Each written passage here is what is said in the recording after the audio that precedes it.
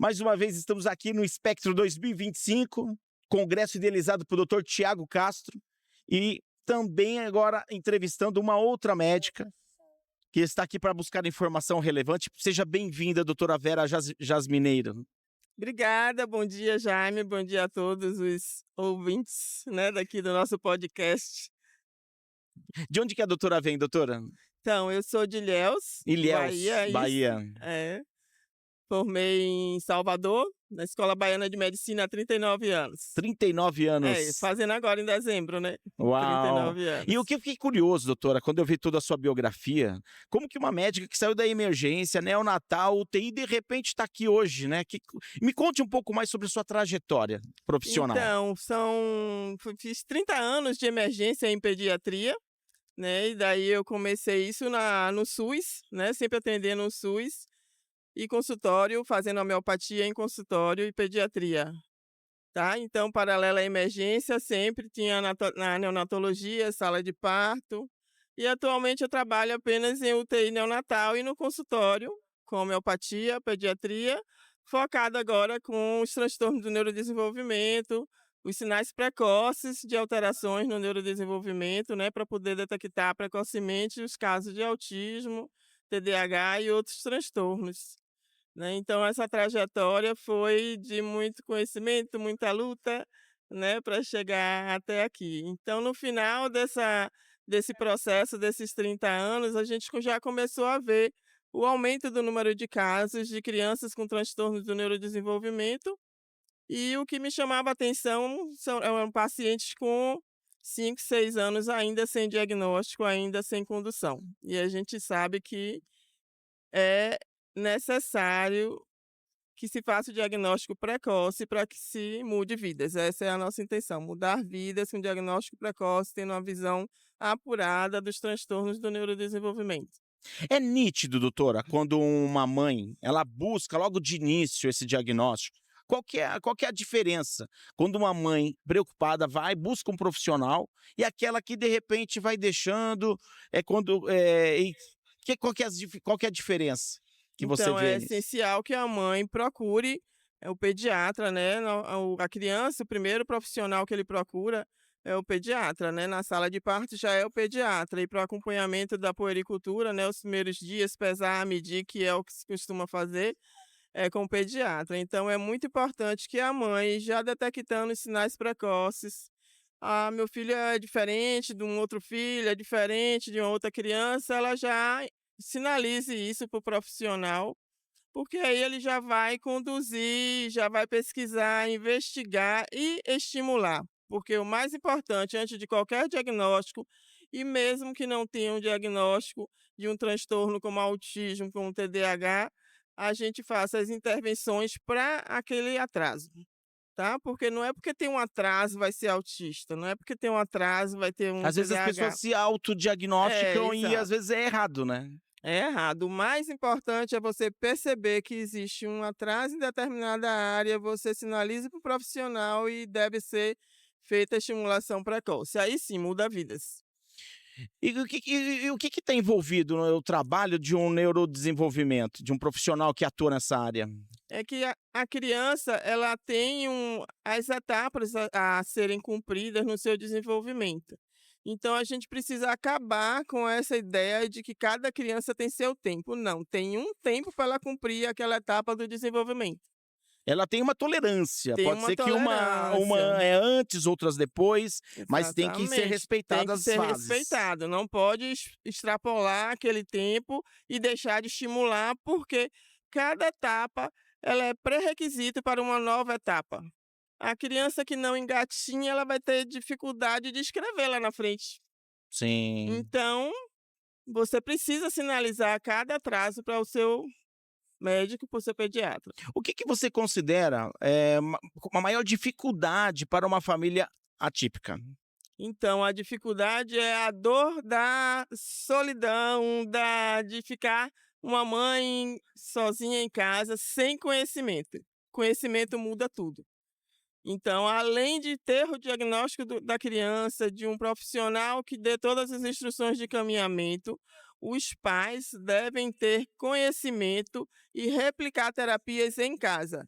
Eles precisam no sábado, no domingo, em casa na hora do almoço, sempre estar fazendo estimulação para sua criança evoluir. O que que você acha que faz com que um pai retarde essa procura pela busca de um profissional? Medo do diagnóstico, né, É medo de saber a verdade. de enfrentar essa situação. Tem alguns casos que são mais simples, outros são mais complexos, mas quanto mais complexo, mais precocidade necessita para que ele mude e venha ter ganhos, porque toda criança pode ter ganhos e você tem que estimular mais a criança que tem um transtorno, mas ela também vai evoluir dentro do potencial dela. Então, de qualquer maneira, quanto mais cedo, melhor. Então, o medo só atrasa, só retarda essa evolução. E já aconteceu de você atender uma mãe ou um pai que pensava que o filho tinha autismo e de repente não era isso? Sim, é porque tem muito,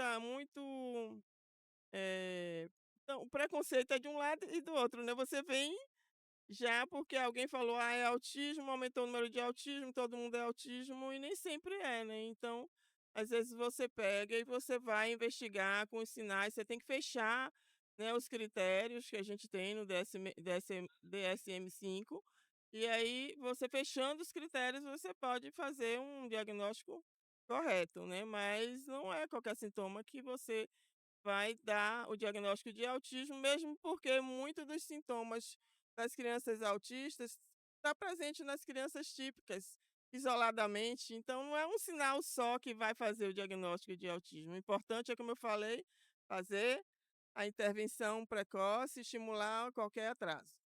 E no caso, hoje você tem o seu consultório onde você recepciona esses pacientes. Co- Exato. Qual que é? Eu tenho um projeto para o SUS, que eu acho muito importante que mães, né, do SUS, elas consigam ter um apoio, ter rede de apoio em casa e ter o apoio da público, né, para poder você também investir no seu filho, porque acaba que as terapias para o autismo são muitas, elas são caras e o SUS também precisa dar um suporte para essas mães E já e foi esses apresentado algum pais. projeto para a prefeitura, para o governo, alguma Sim, coisa? na minha cidade, sim. É. Eu estou com um projeto pra já apresentado à Secretaria de Saúde de Ilhéus e para a Secretaria de Educação, e está num trâmite e vai ser um projeto muito bonito. Parabéns, doutora, por você olhar para os pacientes de baixa renda, né? E quem usa o Sim, SUS é aqueles que às vezes não têm aquela condição, né? São os que exato, mais sofrem, né? Você exato. acha que hoje um brasileiro, o custo é alto para tratar autismo no particular?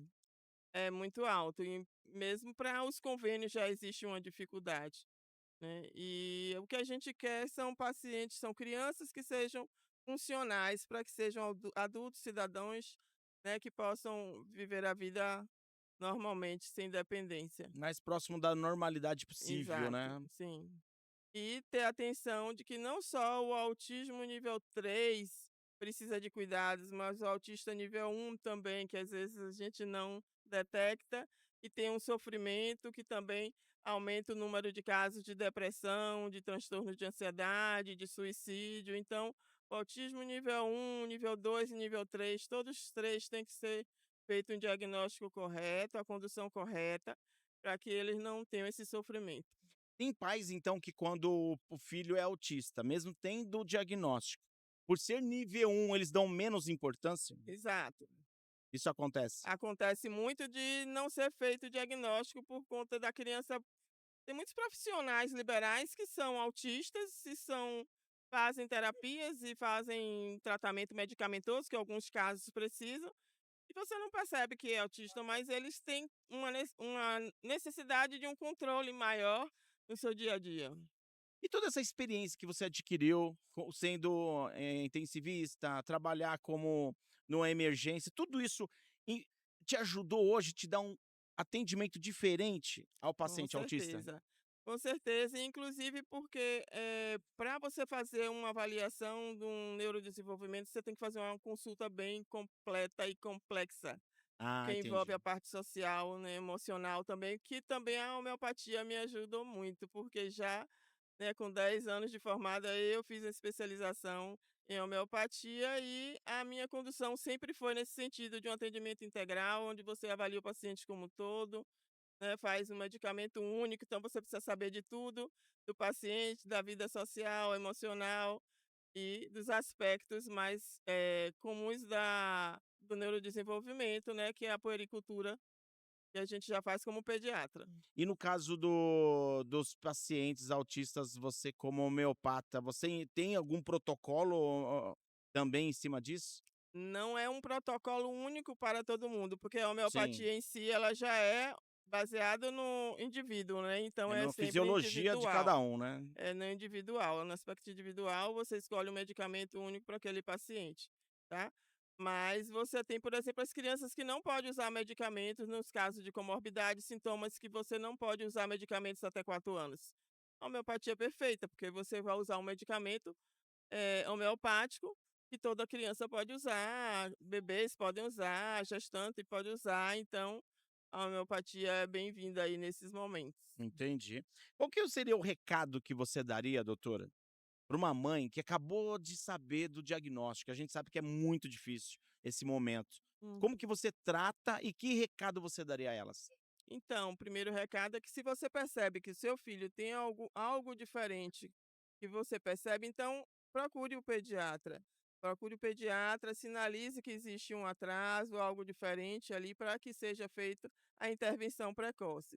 E se você já tem o diagnóstico, tenha fé, porque existe uma condução adequada em que seu filho pode desenvolver todo o seu potencial. E todo filho é uma bênção, né? Então, cuidar dele e investir nele vai valer a pena sempre.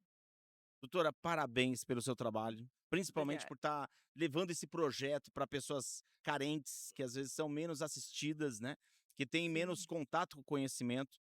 Então, é fundamental, né, que profissionais que nem você, que às vezes poderia estar, de repente, se empenhando em ganhar mais, e de repente a gente sabe que é um sacrifício, né, às vezes Uhum. conseguir alguns projetos pela prefeitura, pelo governo.